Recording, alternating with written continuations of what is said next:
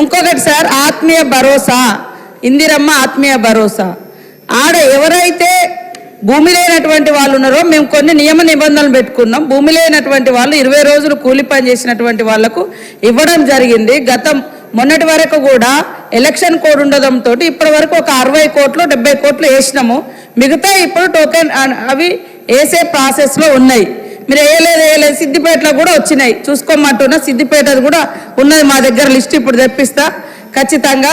కాబట్టి మీ హయాంలో 500 కోట్ల ఆసాంలకు రైతు బంద్ వేసిర్రు, గుట్టల కేసులు పుట్టల కేసులు. పేదోళ్ళ గురించి ఒక్క రోజున ఆలోచించి, పేదోళ్ళ గురించి ఒక్క రోజున ఆలోచించిరా?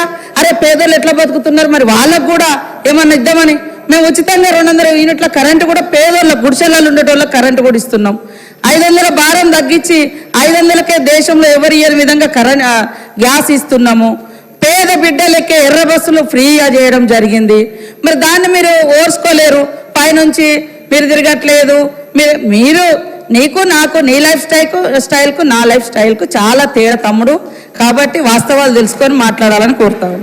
కౌశిక్ రెడ్డి అధ్యక్ష, గౌరవనీయులు సీతక్క గారు నాకు అక్క లాంటి వారు, నాకు చాలా అభిమానం అధ్యక్ష.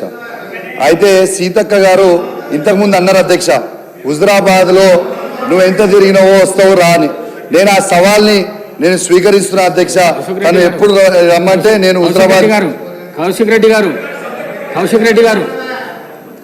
గారు సీతక్క అక్క లాంటిది కాదు, అందరికి అక్కనే. కానీ నువ్వు సబ్జెక్ట్లోకి వెళ్ళిపో. ఇంకొకటి లాస్ట్ అక్క, ఒక్కటి సార్, ఎందుకంటే అది ఒక్క నిమిషం అక్క.